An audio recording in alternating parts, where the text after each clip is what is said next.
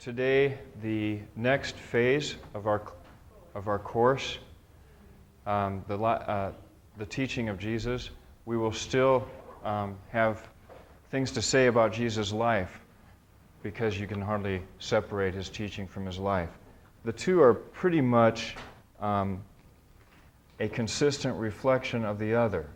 And so when we examine his teaching, we will be in large part looking at features of his life. So I want to start today with the teaching of Jesus. We're going to really, in the course, because of limited time, obviously, we're going to focus on just a couple of things regarding Jesus' teaching. We can't be comprehensive in here. We don't have the leisure to do that. It's a one-semester course. So I have to be selective and give you what I consider to be the most important starting points. And the two that I've chosen are the sermon and the parables.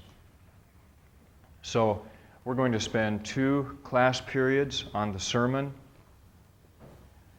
and then on next week we're going to watch a movie. And the movie will actually be a sort of a continuation of our consideration of this subject, the sermon, because the sermon brings up issues which this movie deals with directly. And so it's one way of you thinking about the things Jesus says in ways that are very provocative. So a week from today, we'll start watching the movie The Mission. It's a fantastic film.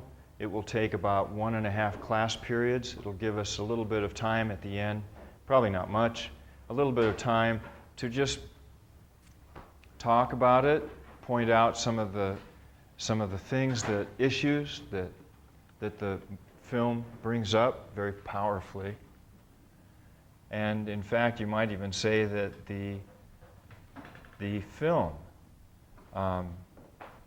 is a result of the sermon, and so it will just be a way for you to think a little bit more deeply about the things Jesus says and requires of us who want to be his disciples. I've got basically 2 things I want to do today. The first thing I want to do is I want to make a strong case for the primacy of the importance of the sermon.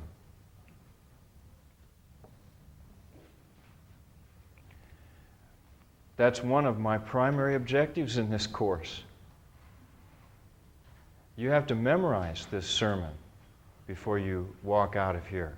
By the way, what day is it that I have you reciting the sermon? Huh? 15th? Is that after? Right after spring break. Okay. Right after spring break. So you guys will be thinking a lot about the sermon between today and then. And I hope you enjoy the journey. I think that this sermon, which in Luke's gospel takes 29 verses, it goes from Luke chapter 6, verses 20 to 49. In Matthew, it's considerably enlarged, and this is because of Matthew's composition style. In Matthew, it takes 3 chapters, chapters 5 through 7. It's called the Sermon on the Mount in Matthew. The Sermon on the Mount is basically the sermon that is found in Q, and in Q they call it Q chapter 6, verse 20 to 49. Remember, because in Q they use Luke's versification. So when I'm referring to a passage in Q, I use Luke's chapter and verse. That's simply because scholars are pretty certain that Luke preserved the original order of Q much more faithfully than did Matthew. Matthew's tendency in his use of sources was to mix them up. In fact, I could show you some unbelievable examples where Matthew mixes Mark and Q and his other personal material that scholars call M. He mixes them up. Doesn't mean anything bad about Matthew. Not at all. There's nothing negative about that observation. It's just that in Matthew we have this 29-verse sermon very much enlarged. And so what I want to do, and this I'll try to do very quickly, okay? I want to show you, based upon just a structural analysis of Matthew, Luke, and Q, that to all three of these writers, now I don't know who wrote Q. Of course, it's even debatable that Q existed. So if you don't think Q existed, then let's just call it Q material. Okay? That's a pretty safe, benign reference. Okay? Q material. Do you know what Q material is? Do you remember? Anybody remember? What is it that defines Q material? What is Q? They're sayings of Jesus mostly? Yes, that's true. What else? Pardon me, I didn't hear. Okay. It has to do with Matthew and Luke. Yes.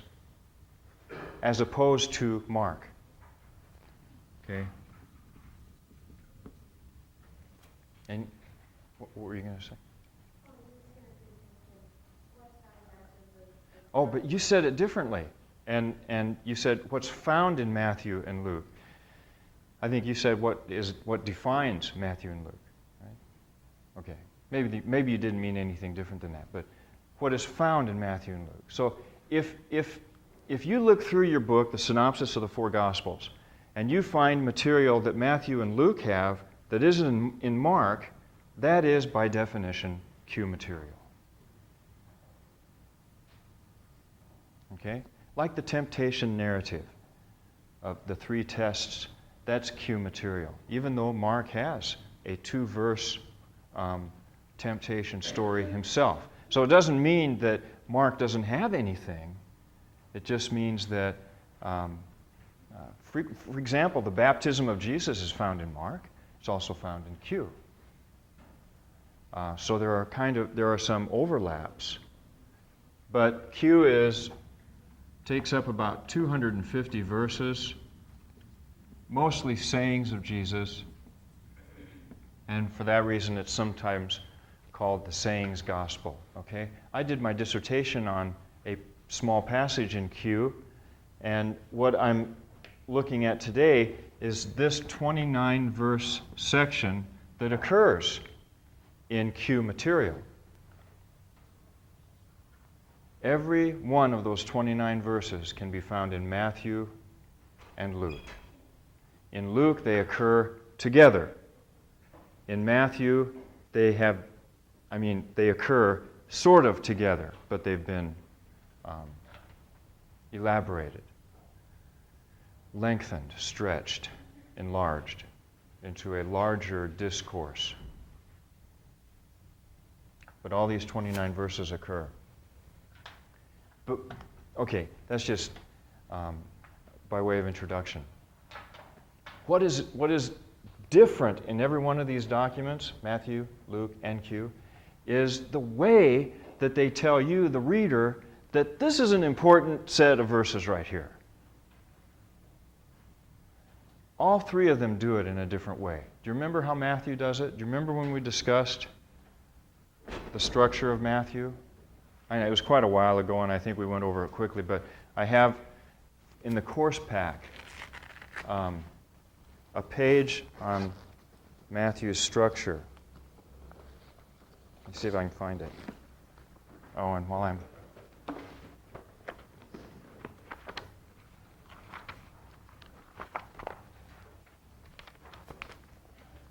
Would you write the date at the top for me? Thanks. Matthew's structure is on page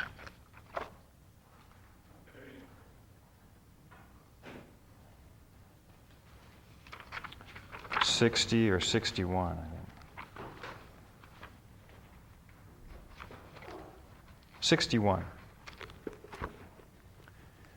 Here's the way Matthew has structured his gospel. This is one way to break it down. It's broken down into 5 similarly arranged sections. Each one of them contains a large discourse of Jesus, a large section of teaching material. It's page 61 in the course pack.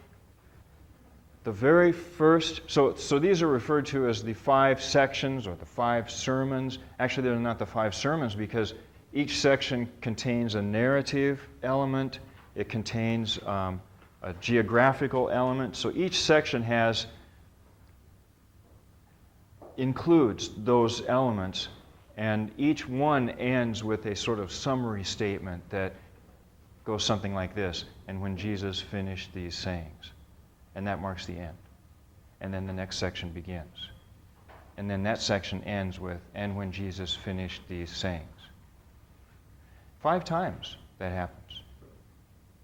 Just like Moses wrote 5 books of the Torah, so we have in Matthew the 5 books of Jesus. It's sort of like the new Torah by the new Moses, if I could stretch a metaphor. Okay. The very first discourse from Jesus is the most potent and powerful and beautiful one. It's the Sermon on the Mount. It's certainly the reason that Matthew has been the most loved gospel by the church since the very beginning. It's just breathtaking, these 3 chapters. In these 3 chapters almost lie a key to the history of Christianity. And so, Matthew's way of drawing importance to these is that it is sermon number 1. In fact, I'll get back to this in just a minute. It's the first sermon, and in this sermon are some of the most potent and powerful teachings of Jesus. The antitheses, the Beatitudes. Beautiful. Luke has a different way of drawing attention to this. Luke's way of doing it is he tells his story, and let's say that this is where Luke begins his story. This is the beginning of the public ministry of Jesus. He goes, he starts with, in Luke chapter 4, verses 16 through 30, he starts with a rejection of Jesus at Nazareth. And that's where Jesus' public ministry actually starts in Luke. It starts with this sort of programmatic beginning of Jesus going to his hometown and being rejected there by his hometown people. And the whole thing is symbolic of Jesus being a prophet of Israel, being rejected by his hometown folks, the children of Israel. Okay, and all of that sort of cameo significance is contained in this opening story. And then the public ministry officially begins. And so Luke tells you episode after episode after episode of the things that Jesus started doing in Galilee, about how people were coming from all over Judea and Galilee and coming all the way from Jerusalem, all the way from the Mediterranean Sea. They were coming to Galilee to see this guy who was healing people. And Luke tells you that he was going into the synagogues every Sabbath day, and he was teaching. Sometimes he was teaching constantly. He never tells you what he taught. He just tells you that he was a teacher. But he tells you about all of the sometimes unbelievable emotional responses to his teaching. People were dropping their lives and following him. Peter did that, Luke chapter 5. He was a fisherman. One day, Jesus tells him to go out and cast his nets, and Peter had already been fishing all night long and caught nothing. Jesus says, go out and drop your nets one more time, and Peter just sort of, okay, I've already been there, there's no fish out there, but I'll do it. And he went out there, dropped his nets, and he caught so many fish that his nets were breaking. He came back and he said, okay, you and me, we've got to leave because you're pure and I'm not, and you don't want to be around me. And Jesus said, well, I'm glad you perceived that, Peter, but the truth is, I do want to be around you, and so you follow me. From now on, you'll be fishing for men. He was having this unbelievable impact on people, both positive and negative, because after Luke starts telling the story, not only do you see people who are really happy with Jesus because he's healing people, the multitudes are swarming around him. You see all of this positive response to him, but about halfway to the sermon, I'll say S is the sermon, about halfway to the sermon, you start seeing that there's also this dissident element in his audience. You've got people that don't like him. So you start seeing that Jesus has this growing community of enemies. And by the time you get to the sermon, they're already plotting on how they're going to do away with this guy because of what he's doing and what he's saying. And all you're given is these sort of brief summaries of what he's doing. He's healing people, he's casting out demons, he's teaching everywhere he goes. People are coming from all over to hear him. And Luke is sort of setting you up. He's sort of baiting you to wonder, what in the world is this guy saying? And he never tells you. He never tells you what he says.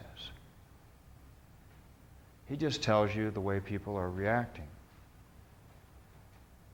Now, most of us, when we're reading Luke, we don't think about what's going on here because, we're too Christianized, if I could use that. We know what Jesus was about, okay? He's not a stranger to us. We know, all this is old news. We've been here, done that. I was 5 years old, blah, blah, blah. All that, okay? But the point is, for the people who are reading Luke and they don't know, they're wondering, what is he saying? What is this guy teaching that is creating people who would die for him and people who wanted to kill him? What a mix. That's what Luke does. He sets you up. He's very devious about it, very intentional, and very good at it. Because by the time you get to chapter 6, you really haven't heard Jesus teach anything. You've just heard that he does it. Then finally, in chapter 6, verse 20, you get this extended, non-stop teaching from Jesus. Lasts 29 verses. It's not interrupted by any questions. It's not interrupted by a healing. It's not interrupted by an exorcism. It's not interrupted by a demon. It's not interrupted by a Pharisee. Nobody. It's just 29 verses of straight talk. And that's why in Luke, the sermon is vintage Jesus. Vintage Jesus. You want to know what Jesus taught? Read those 29 verses. And once you read those 29 verses, it's amazing how comprehensive and sort of pregnant with meaning these 29 verses are. And I want to do that here, show you a little bit about it. So we've got Matthew doing it his way, Luke doing it his way. In Q, it's done another way, in a way that's a little bit similar to Matthew. In Q, there's not very much that happens before the sermon. We've got the baptism, where the prophet of Israel anoints Jesus, the Son, the beloved Son. Okay? Just like a prophet always anointed Israel's king, who was then adopted as the Son of God. This is what happened in Israel. There's the baptism. Then there's the testing story, where Jesus encounters the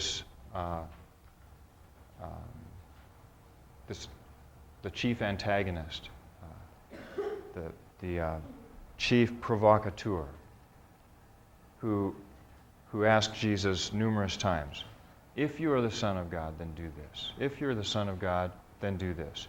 And Jesus, unlike everybody else, he comes through this period of testing unscathed. And Jesus is unlike everybody else because most of us, we wouldn't come out of that unscathed. We'd come out bloody and beat up. That's the way we'd come out of it. Bloody and beat up. Moses came out bloody and beat up. Israel came out bloody and beat up. Every hero in Israel's history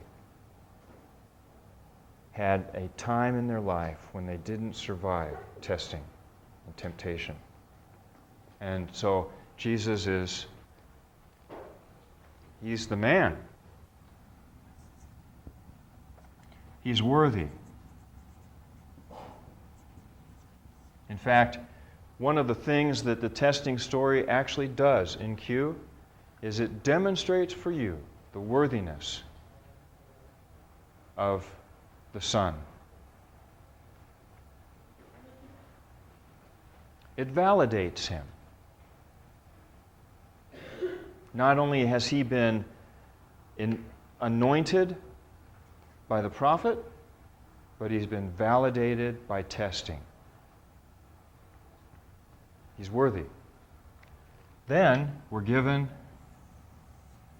the centerpiece of Q. And that's what this is. That's what these 29 verses are. It's the centerpiece of Q. It's the center of a large chiasm. Do you guys know what chiasm is? A chiasm is a style of, it's kind of a poetry. It's a style of teaching that was very popular in Jewish literature. I'm going to show you a chiasm later today. But a chiasm typically goes like this. A, B, C, D, C2, B2, A2. So it starts here, goes to this, this, this, and then it starts going backwards again as if it's gotten to this, then it's going back. And the whole thing is poetry. It's a style of teaching that they were very used to, and they could recognize it when it was done. I mean, and the way, what a chiasm does is it throws all of the attention on the centerpiece. So it's sort of like, a chiasm is sort of like this. It's going up to this, and then back down again. And each one of the steps, up and down, are paralleled. Okay? I have for you in the course pack an illustration of how this chiasm works in Q. Let me see if I can find it.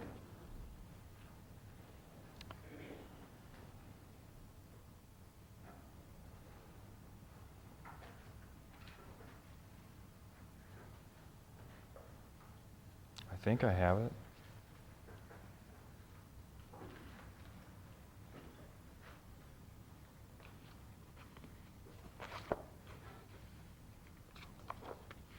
Okay, it's on page 80.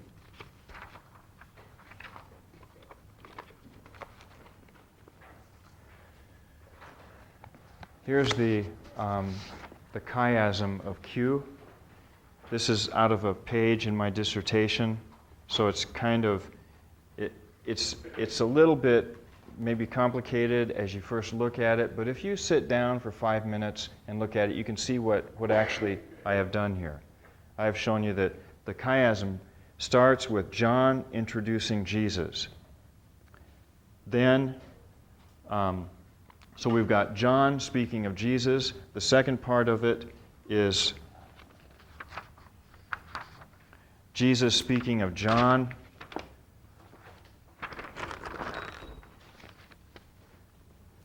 And point number C, do you see it right there in the center, is the inaugural sermon. So we go from John's ministry preaching the coming wrath. He describes the coming one, Jesus. Then we've got Jesus and John together at the baptism. Then we've got the testing story. And then the sermon, which is chapter 6, verse 20 to 49. And then it starts backing out of the whole thing again, in the same order, in reverse. We've got the testing story, which is a speech and narrative framework which is paralleled by the second narrative. There's only two narratives in Q. One is the temptation story. The other one is the centurion's healing. Two narratives, that's all. Everything else is sayings. So we've got a narrative on both sides of Q, and then it backs out to John speaking, or Jesus speaking of John. So we've got John talking about Jesus, and Jesus is introduced, and then boom, we've got the sermon of Jesus, and then it backs out again until at the very end, Jesus is talking about John. So everything is sort of unwrapping again. But the point is that the centerpiece is the sermon. And what is this sermon? It's the speech, the inaugural speech of the King.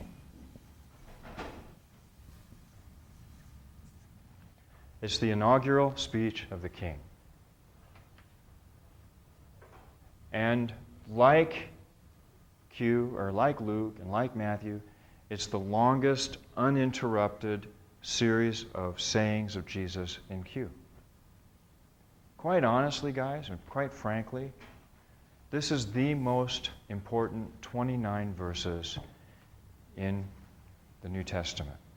It's the most important 29 verses in the teaching of Jesus. It's the most important 29 verses in the Gospels. And so that's why I thought it'd be a good idea for you guys to memorize it before you leave my class.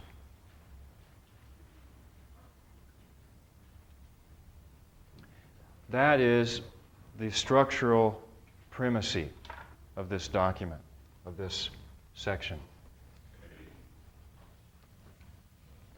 Now that might have all been very boring to you. I can understand that. That's true.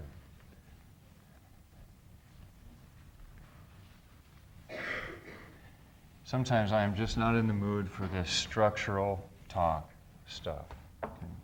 So, let's talk about the sermon.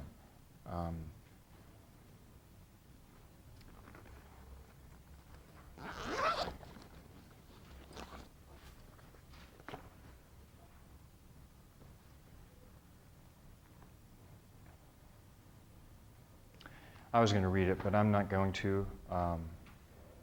I'm just going to go through these things. I have 3 points here: seminal features, embedded forms, and content. Okay, so let's start with these seminal features. These are just sort of observations, characteristics of this sermon.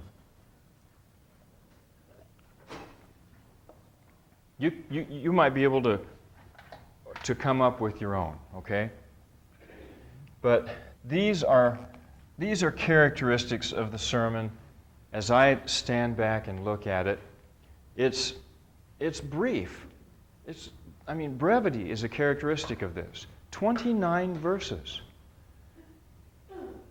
Normally, we think of importance in terms of size. I know most scholars do. If they write a book, it has to be 400 to 800 pages long.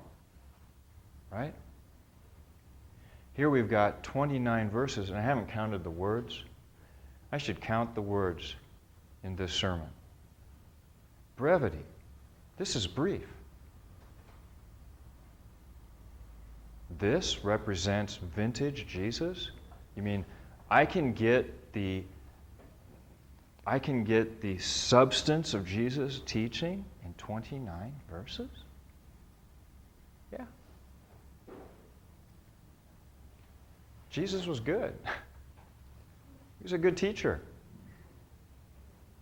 Like if he was teaching this class, he'd be done. Me, I'm a scholar. I go for the 800 pages. Okay, brevity. Mystery. There's a lot of things in these verses that will leave you wondering, thinking, reflecting. It will raise questions in your mind that you won't be able to answer. In fact, the movie that we're going to watch, it raises a question that you just can't answer. It's very mysterious. Not in the sense of being, science fiction or anything like that. That's not what I mean. I mean, he is able, in just a few words, to bring you to a point, an existential point, of having no answers to the questions that life leaves you with. That's pretty good for a teacher to be able to do that. It's pure.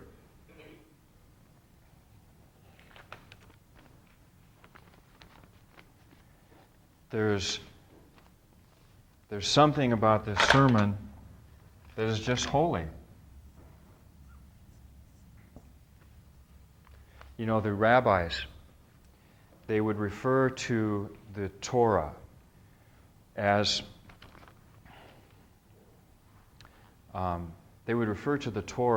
that which can't be touched. In other words, you don't handle a copy of the Torah. You don't actually touch it because it's too holy to touch.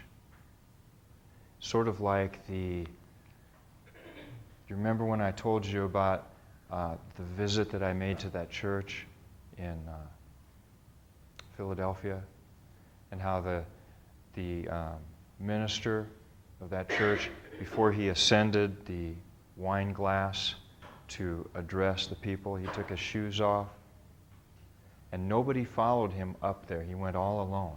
I mean, it just sort of left you with a sense that what he was doing, it was holy. There was something pure about what he was doing. Everyone was recognizing that. There's something that way about this.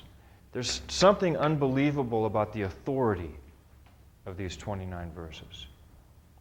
One of the things that is frequently said about Jesus in the Gospels is that people were amazed at the authority with which he taught. And maybe I like the word audacity a little bit better. He didn't just teach with authority, he was audacious in the authority that he was claiming. Unbelievable. There's impunity, intensity, and fiercity. Ferocity? Fiercity? Which one? Ferocity? ferociousness, ferocity, fiercity. Which word is right? Anybody know? Fiercity? Fiercity, intensity, and impunity. And what I mean by those three words is there's something about the things he is saying that represent an aggressive attack.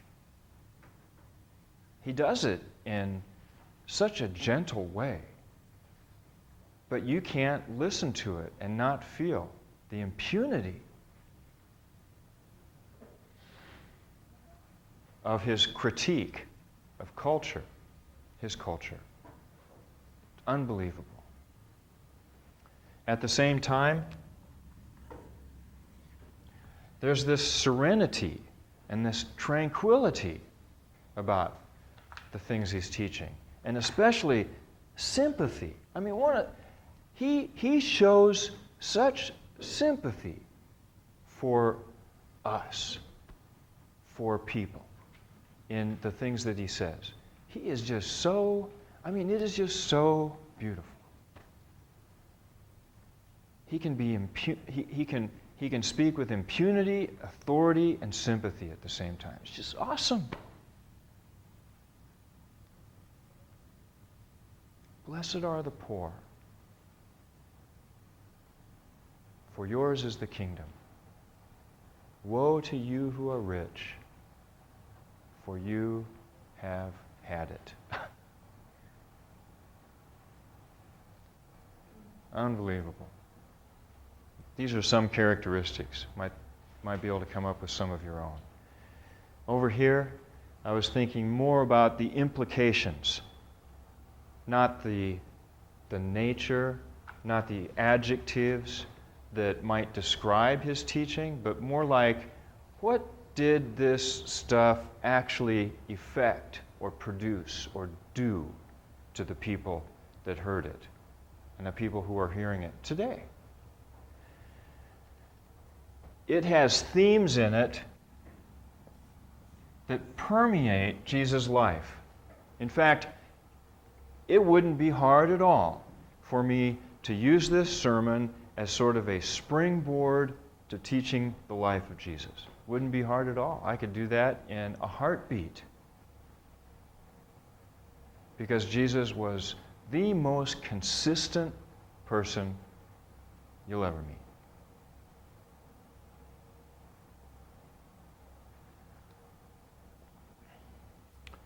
It has themes that permeate his life. And so you will see stuff in this story like compassion, and you'll see compassion in his life. You will see discipline, you'll see discipline in his life. You will see demand, and you'll see demand in his life. You'll see criticism, and you'll see criticism in his life. He does it all. This is Jesus.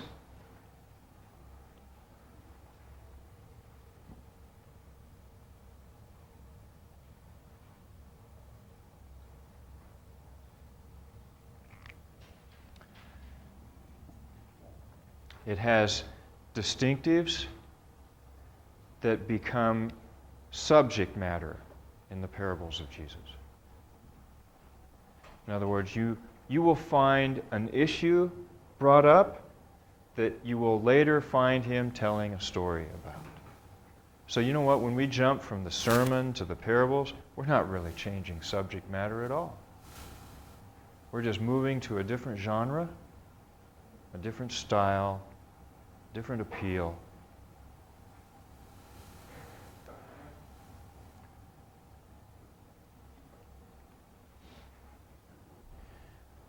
We'll look at those after Easter. I'm going to spend as much time as I can spare on the parables.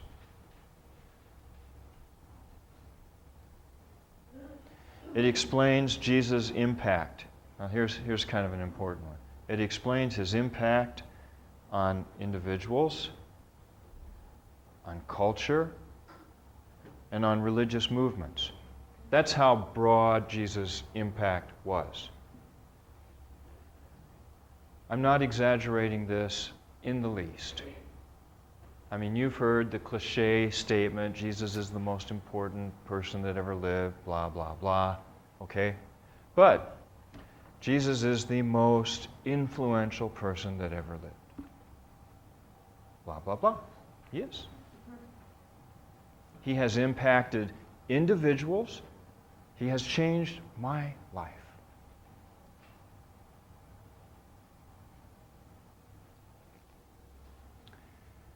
He's changed cultures. He has changed religious movements. Can't spend a lot of time here, but you guys have, you're not stupid. You've been studying world history. You've been studying sociology. Pacifism. The most defensible speech on pacifism is the sermon.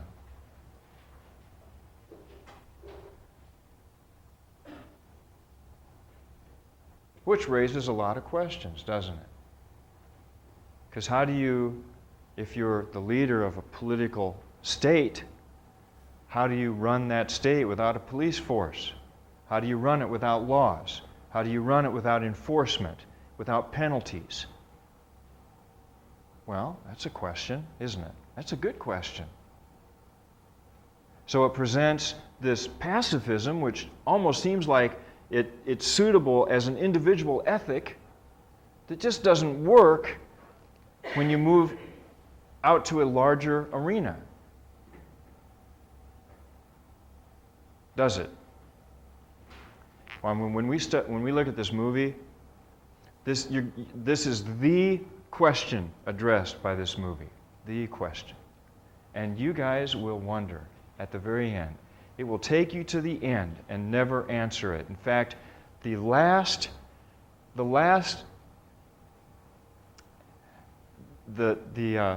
see, who's the star of this movie?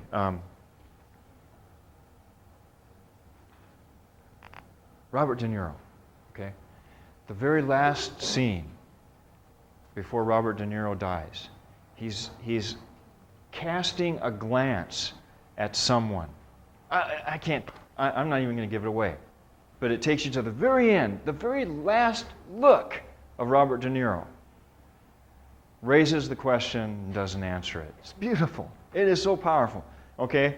Pacifism. I don't know what to tell, George Bush, who wants to be a Christian, and yet he's the leader of the most powerful nation in the world. How do you apply a Christian ethic like this to a world government? Christianity didn't start out as a world government, did it? In fact, ever since it sort of slipped into a role as being a leading religion, it's had difficulty with this, with the Roman Empire.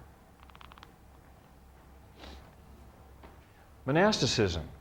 This sermon explains and almost gave rise to the monastic movement. Well, it did give rise to the monastic movement. Voluntary poverty, nonviolence,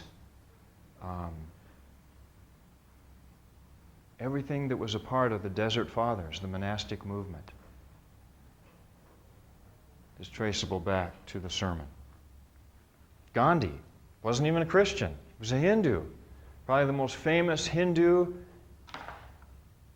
in our recent generation, the 20th century. Hindu holy man. Gandhi really liked Jesus' teaching. In fact, he said, I have read the whole Bible. My favorite part of the Bible is the Gospels. My favorite part of the Gospels is the sermon. He based his social movement of nonviolent resistance in India. He based it on the teaching found in the sermon. There's an Anglican bishop who was a very good friend of Gandhi's who said, Gandhi's the best Christian he ever met. The guy wasn't even a Christian. I think Gandhi even said he'd become a Christian it wasn't for Christians.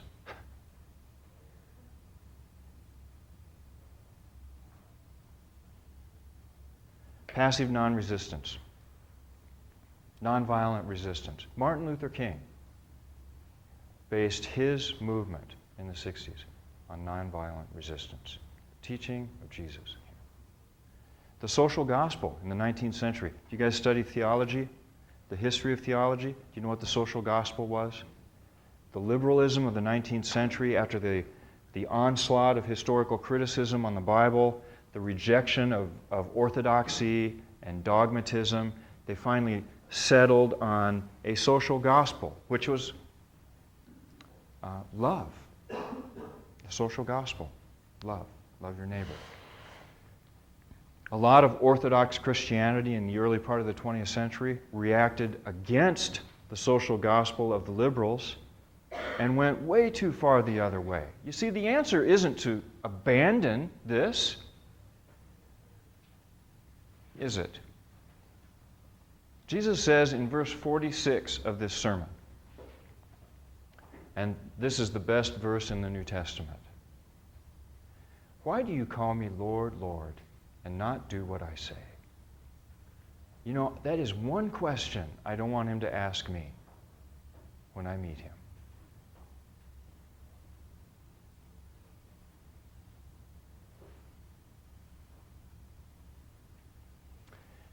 This sermon, all by itself, explains Jesus' death. You know, gospel scholars, folk like me, we look very hard at stuff in the Gospels that helps to explain what we know was the most certain event in Jesus' life, and that was the end of it. The most certain thing in the Gospel story is that Jesus died. All these other things, you know, you might argue, well, I don't think that happened, well, that might have happened, you know, blah, blah, blah, but the point is, this happened, I know this happened, he died. What led to that? This sermon goes a long ways towards explaining. Because he was a vicious critic of his contemporaries. And he told his disciples,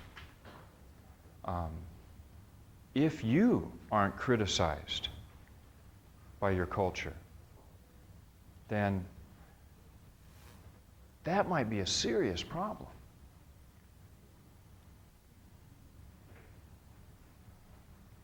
He says, "Blessed are you when men revile you for the sake of the Son of Man." And he says, woe to you if they don't.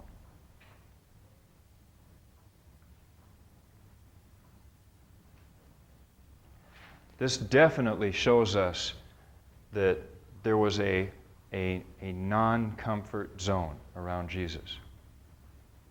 Some people around him were just plain uncomfortable. So uncomfortable that they were threatened.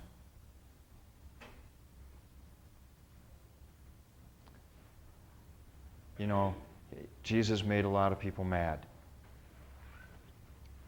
We'll see why. Let's go to B and look at the embedded forms. There are, I have 4 here: beatitude, poetry, parable. And we're going to skip over parable because we'll talk about that at a later time. And then divine passives. So let me go through these 3.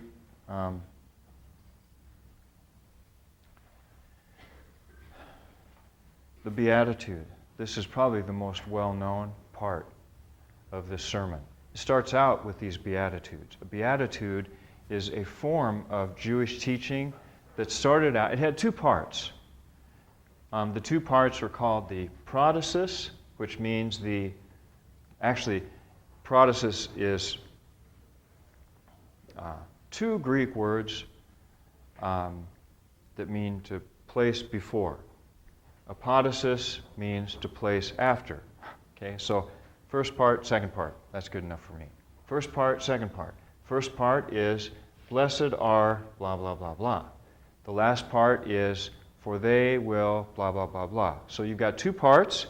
You've got a blessing announced on people for something, whether it's, blessed are the blonde people, or blessed are those with blue eyes, whatever, okay? Blessed are blah, blah, blah. For they, and the last part, the apodosis, tells you something about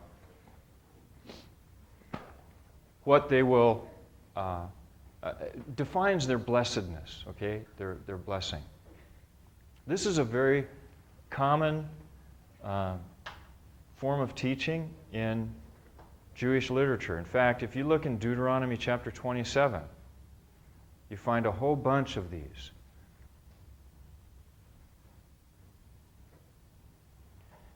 It starts out with, blessed are those who obey the law. Okay? So blessed are the obedient. Okay? That's the protasis. Blessed are the obedient. For they shall, and then Moses goes on and gives a whole long list of things that will happen to people who obey. They'll have large herds, they'll have lots of children, they'll have a long life, etc., etc., etc., etc. Okay? This is what you find in Deuteronomy.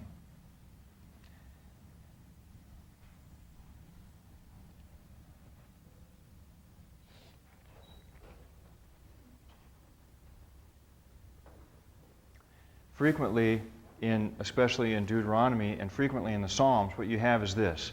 In the protasis, you've got blessed are, and then a deed or a behavior is described. Okay, I said blonde hair and all that, but really, usually in Jewish literature, it's a behavior that is being blessed. Okay, blessed are,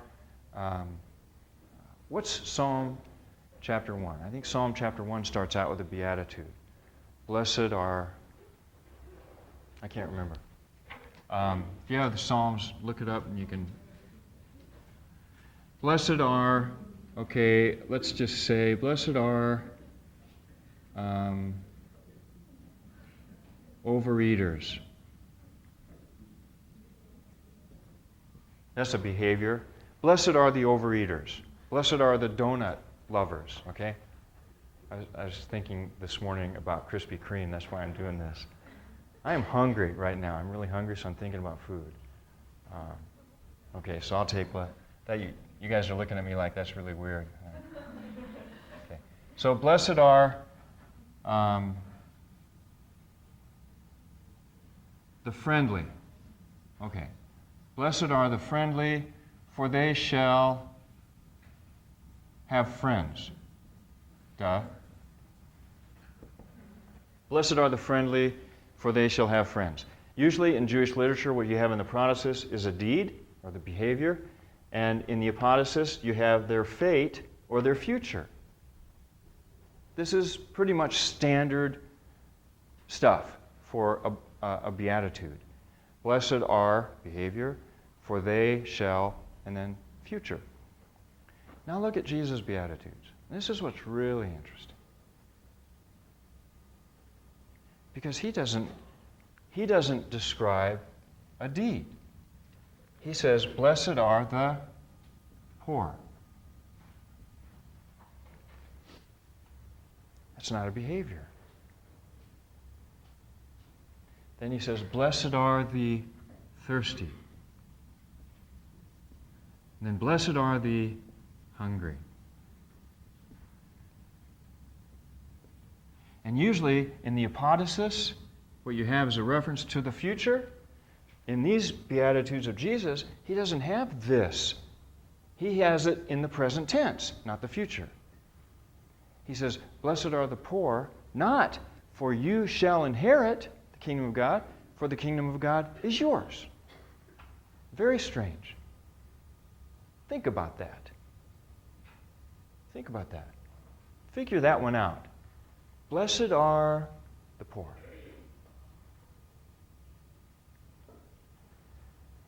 Scholars have a lot of fun trying to figure this out.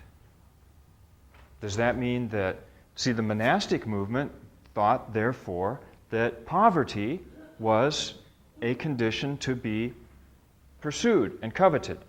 So one of the rules for entering the monastic movement, usually any of the monastic movements, one of the rules was voluntary poverty. You had to give up everything. Is that what Jesus means? Blessed are the poor. In other words, blessed are those who have nothing. Is he talking about that you should give up everything? Or is it just blessed are those who have had everything taken away, maybe? Maybe that's what that means. Maybe it isn't voluntary poverty. Maybe it's just those who have been victimized and left dead, so to speak, left poor. Maybe that's what he means.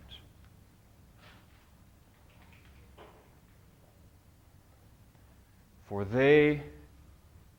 theirs is the kingdom. Wow, for theirs is the kingdom.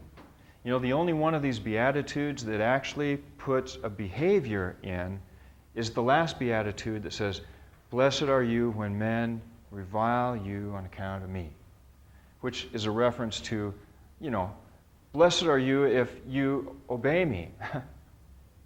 Because if you obey me, you're going to have a lot of people that won't like you. It's just the truth. You'll have a lot of people like you, but you'll have people that don't like you, just like Jesus had both. But the first three, blessed are the poor, blessed are the thirsty, blessed are the hungry. And then look at the woes. After the Beatitudes, he gives you the woes, and we have parallelism here. Parallelism is one of the features of Semitic poetry. They would say something, then they would say it again, this in a different way. But they were actually saying the same thing. That's called synonymous parallelism. They didn't rhyme words, they rhymed thoughts. So it's like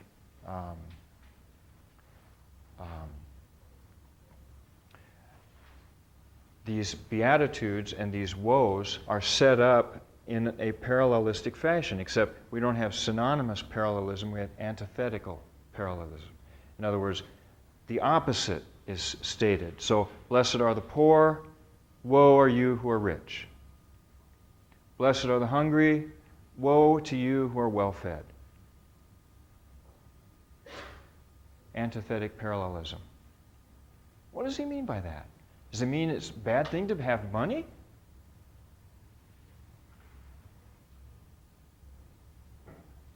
You see how kind of mysterious this is?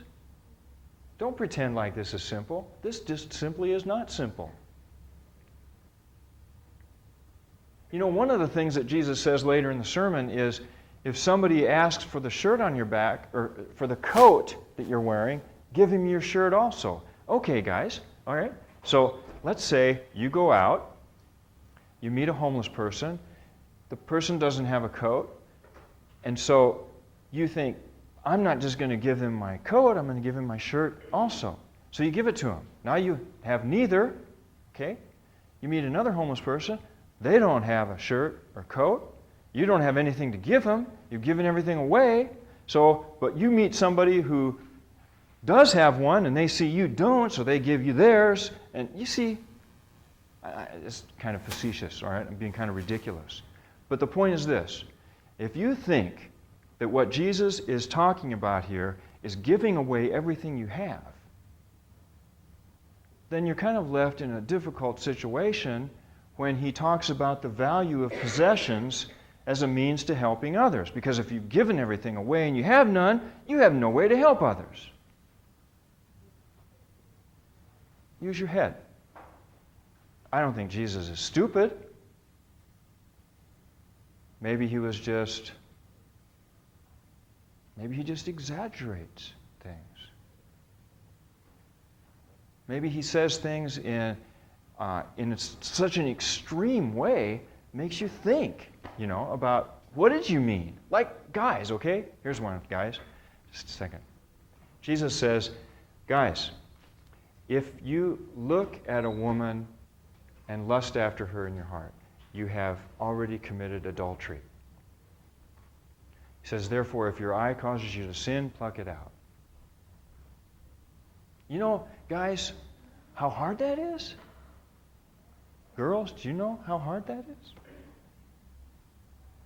Do you think Jesus is making demands on us that are impossible? Do you think that? If he's not making demands that are impossible, because that's almost impossible, that almost looks impossible, then what is he doing? What does he mean? I invite you to think about that. I'm not going to give you the answer to it. I'm not sure I have it. I'm going to ask you to think about it. Poetry. I already talked about chiasm, A, B, B, A. Look at Luke chapter 6, verse 30. Luke 6:30 there's an example here of chiasm in the sermon.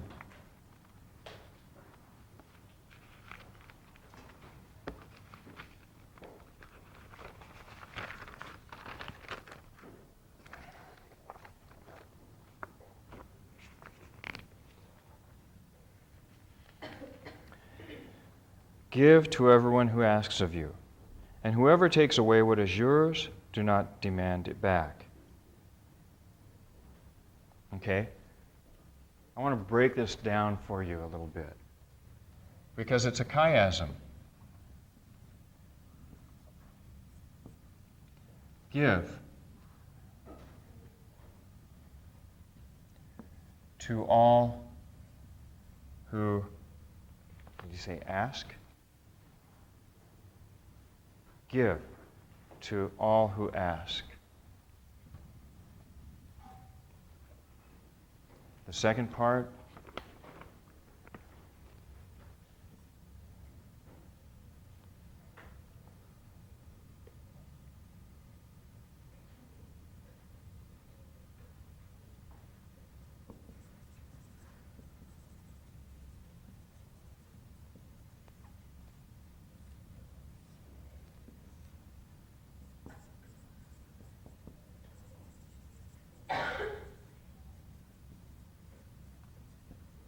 you see the poetry here?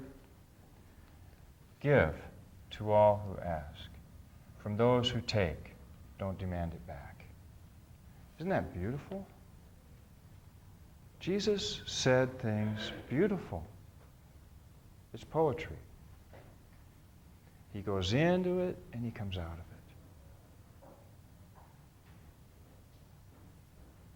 So what do you think the point is? If this is poetic, and if half of the significance of this is just the sublimity of it, what is the point of it? I mean, sometimes, we take poetry and we trash it by looking at every little word and breaking it down and taking it literally and blah, blah, blah. You guys look at that. And then tell me, okay? You look at this and tell me, what is the point of this? I asked you to do that with the parables. Parables are stories, poetic stories that have a point. And by the way, regarding your parables papers, I'm about halfway through. Okay? But I'm spending a lot of time with each one, trying to give you guys your money's worth. Sounds cheap. Trying to give you guys a very honest, complete reading of your parables papers. So I spent about an hour on each one. And I'm really busy this semester, so it's hard for me to find that kind of time. What's the point here?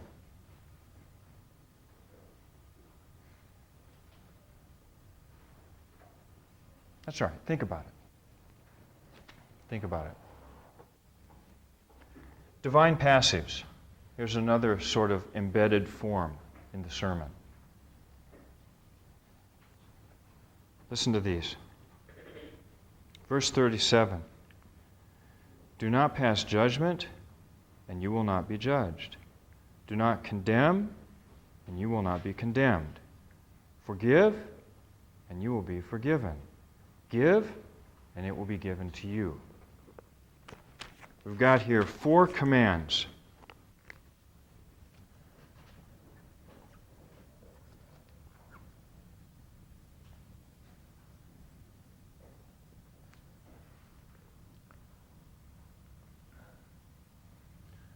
Don't judge.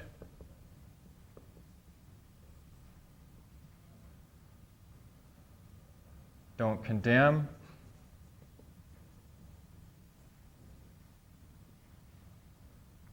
Forgive.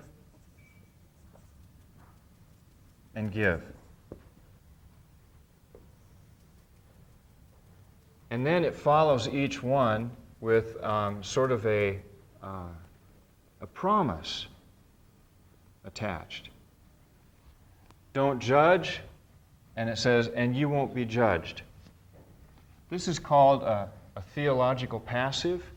It's a typical teaching method or style used by Jewish teachers who would say things in a way to avoid using the divine name. God's name was holy, and one of the ways they avoided using God's name was to take a verb, and instead of stating the subject of the verb, God, they would put the verb in the passive voice, and then you're just supposed to imagine who the subject of the verb is,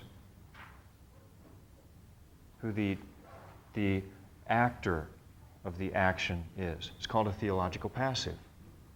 Okay? In Mark, there are 21 theological passives. In Q, there's 23. In Matthew, 27. In Luke, 25. That's a lot of theological passives in Q. It's only 250 verses long. And here's 4 of them right here. Do not pass judgment, and God won't judge you.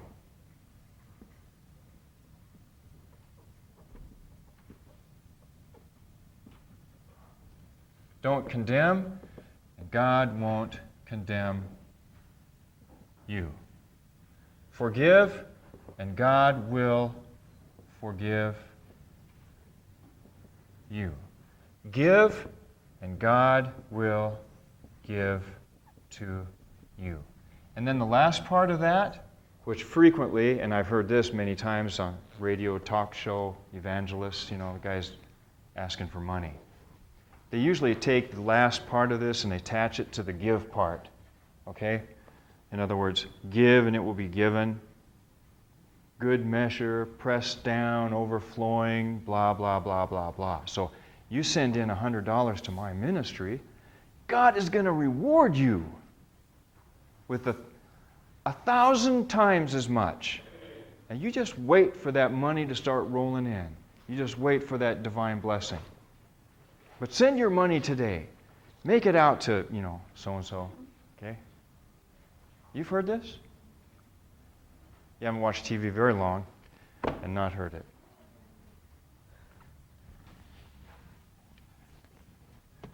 The truth is that good measure, pressed down, overflowing, blah, blah, blah, is attached to all of these.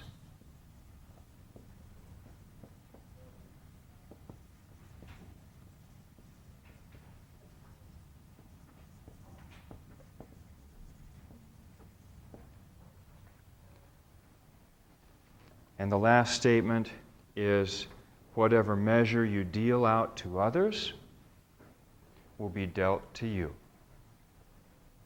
Man, that's scary.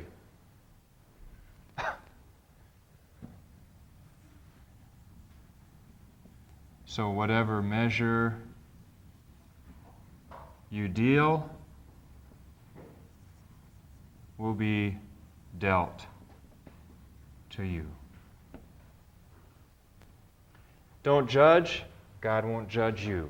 Don't condemn, God won't condemn you. Forgive, and God will forgive you. Give, and God will give to you. You know what this is saying? Let God take care of you, okay? He will do a great job of taking care of you. You take care of other people. Because there's a lot of people that need help. They need mercy. They need compassion. They need forgiveness. You do that, and God will take care of you. Good measure, pressed down, overflowing. I mean, He will take such good care of you, you will be overwhelmed with emotion. Here's a warning, though. Whatever you dish out to other people, God is going to dish to you. Now, I know we don't like to think about this, but I didn't say it, Jesus did. You just think about that when you know you need to treat somebody a certain way. You just think about that.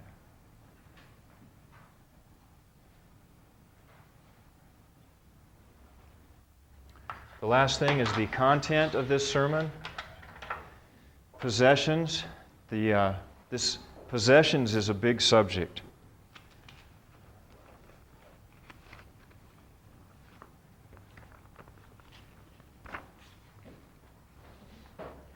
The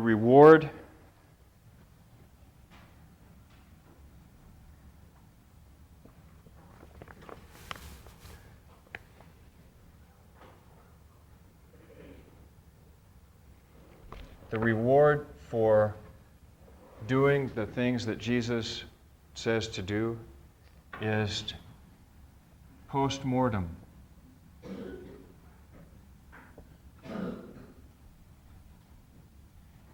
Your obligation right now is to use everything you have and everything you are to serve other people. That's why you have abilities. That's why you have things. They're a means to serving others. Paul says this. He says to the Thessalonians, hey, you guys need to get a job, man. I know the Lord's coming back any time, but don't quit your job. Go to work so that you have something to give those who have needs. So, the reason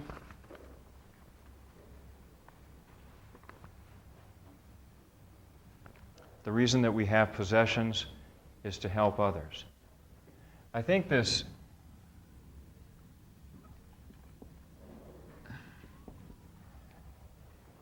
it goes without saying that you need to be smart about possessions, right?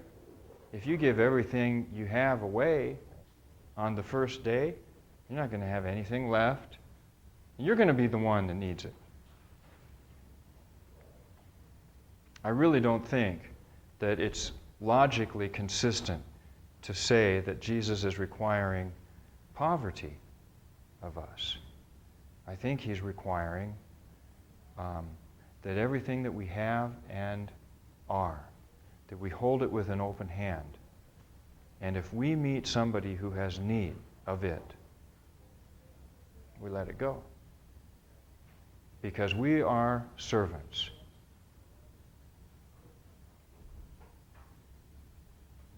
We're to serve.